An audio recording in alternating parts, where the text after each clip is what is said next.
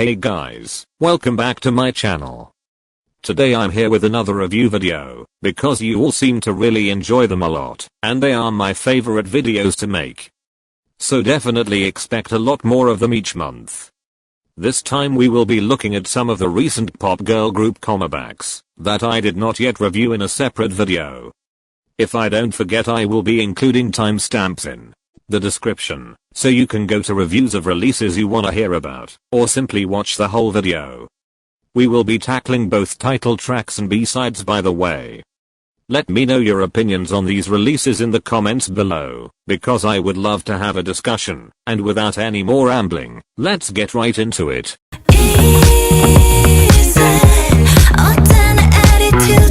This is a subunit of Cosmic Girls, if I'm not mistaken, and their first single album. First, let's review the title track, called Easy.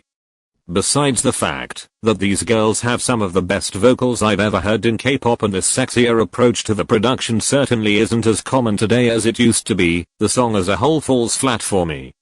It's somewhere in between of being bad and being good. It's just boring. I can listen to it, but after the first chorus I begin to wonder when it is going to end. Throughout the song the production barely changes and stays stagnant, which makes it lose replay value. I saw many people freak out over the rap part, but to me it sounds more forced than anything else. The song didn't need it the first time I listened to it, and after 5 listens, it still doesn't need it. Is she a bad rapper?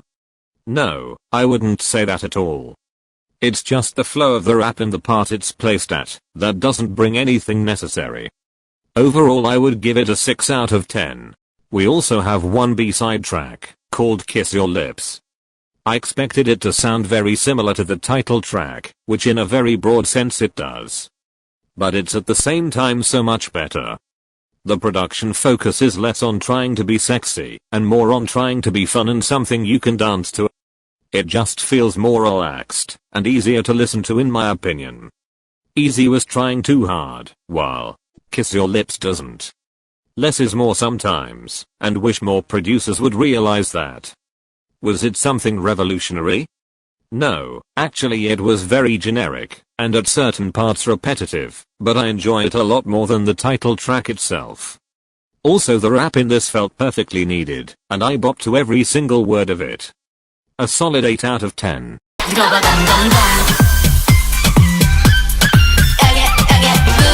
Tribe is a brand new rookie girl group, who debuted only a few months ago.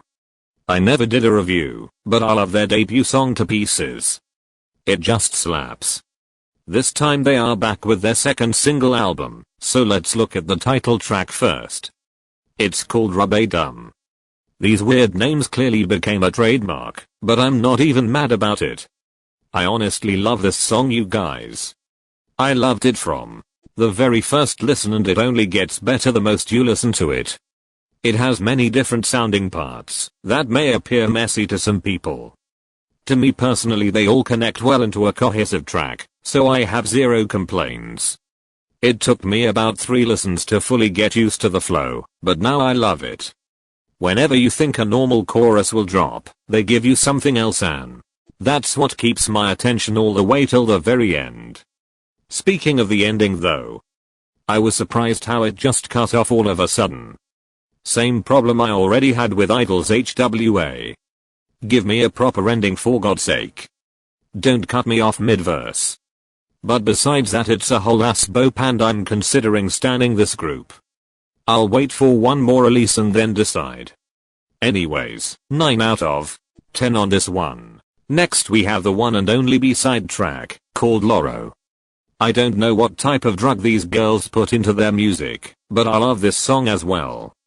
I thought the placement of Spanish lines was very clever, and did not disturb the flow, as well as it was actually pronounced well. It had a very typical K-pop song structure, if you ask me, but I wasn't really as bothered by it, since it was a B-side. It didn't feel like a filler track, and it did connect vibe-wise to the title track, so it was also cohesive. I couldn't ask for more, honestly. 9 out of 10 as well.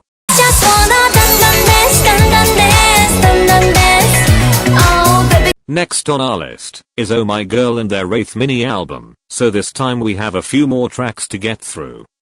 Let's start off with the title track, which is called Dun Dun Dance. I adore these girls so much, and although I only know the names of 2 members as of the moment, they quickly grew dear to my heart. That's why it hurts even more to say that this song doesn't make me feel much. I don't know whether it is because non-stop put my standards for them so high or what, but the most I listen to this song, the more it just sounds like a typical summer K-pop song to me. The chorus is pretty catchy and all, especially the second part, where they repeat the title. But other than that, there isn't anything in this track that stays on my mind for more than 3 seconds. I'm kinda sad about it, just because I don't want for them to lose the attention they gained. Cause they deserve it. But anyways, I give this 6 out of 10. I'm really sorry girlies, I love you. Then we have 5 different B-sides, so I'm going to make my review of each song shorter or we will be here till Christmas. I completely dislike Dear You. Like entirely. I don't think there is even one part of the song that I can say is enjoyable for me. Especially the flow of the chorus just doesn't work for my ears. So I'm definitely skipping it 2 out of 10. Does the chorus of I-DLE remind anyone else of Billie Eilish? Or is it just me? I actually enjoy it exactly for that reason, and the use of vocal effects makes this track memorable. It's just sad that the rest of the song doesn't hold up.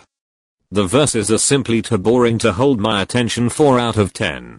Quest is a filler track and you can't convince me otherwise. It sounds exactly like some of their other songs and even like the previous 2 we talked about. It should definitely be left out of the album, although I can in a way see the appeal of it. 3 out of 10. If I have to pick, then I have to say I like Who Comes Who Knows the second most out of all B-sides. Not that it keeps me very intrigued, but it's a nice, chill song that you could listen in the background while you're studying or something. It's not bad by any means, so I may pull it up sometime under the right circumstances. 5 out of 10. The fact I had to listen to so many boring songs to get to the best track on the entire album is sad. Swan is absolutely stunning in its production. It isn't exactly a ballad and you could bop to it, but it has this gripping sadness in the very back of the melody and I love that. A very strong 8 out of 10, and it made it onto my playlist. In my lonely face, I stand on like a tire. Yuqi from I-DLE made her solo debut in what felt like out of nothing, but I'm not complaining, okay? She released her first single album with the title track and 1 B-side, so let's first look at Giant, her title song. I'm not even kidding when I say that this made me cry. Like the lyrics and her vocal delivery did this to me. I can relate to it 100% with everything I've been through. So I appreciate when the artists take time to make songs to comfort their fans. It's songs like this that I go to when I'm depressed or I'm having an anxiety attack. Just always remember that you shouldn't be ashamed of your feelings. It's not all in your head. You're suffering and deserve to be respected while you're fighting to get through it. Even if all you do in a day is get from the bed and dress up. That's a lot. Believe me. I know. You're doing great, and I love you. Anyways, Giant is what we are talking about. I give a 10 out of 10. The production is very generic, but because of the meaning I don't even fucking care. I love it, and although I won't listen to it much, it will still stay one of my favorites of 2021. I'm already calling it. The B-side I mentioned earlier is called Bonnie and Clyde. Now, let me first of all say that I don't like the use of these 2 people in art. I just don't. There isn't anything romantic or cute about them, or what they did, so please stop using them as some type of artistic inspiration. They shouldn't be any of that in my opinion. But anyways, the song itself is actually very good. It stays on a pretty much the same note throughout, but it makes so much sense if you listen to the lyrics. There is creepiness hidden in the layering of the production, and you guys know I'm a sucker for that. Also her deep ass voice. Excuse me madam, you need to calm down. Anyways, I'm giving it a 9 out of 10 and that's only because of the reference to Bonnie and Clyde.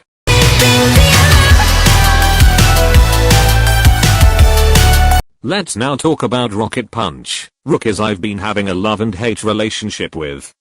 This time they are back with their first single album, so let's start by reviewing their title track, called Ring Ring. Miss me with a retro trend honestly.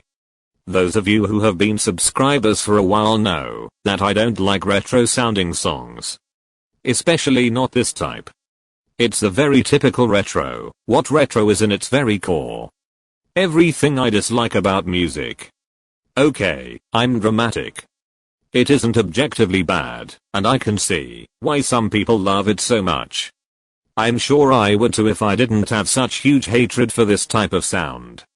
Also, why did we have to force that rap into it? It didn't fit the vibe at all, and just threw off the pacing of the song. Companies need to learn that not every song needs a rap. And that's coming from me, who loves rap the most. Anyways, I give this a 7 out of 10. Now we have 2 B-sides, and let's start off with I Want You Bad. This should be the title track. I said what I said.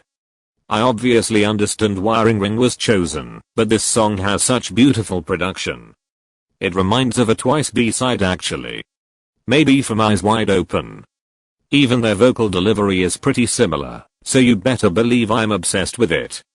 Simple, but effective 9 out of 10 for me. Ride on the other hand is okay, not a bad track at all. It just doesn't make me feel any specific type of way after I listen to it. The production is too generic I think to stand out in any type of way, but at the same time I kinda enjoy listening to it. I don't know man, this one is confusing. I have to listen to it a few more times to see how it holds up. For now it's a 7 out of 10.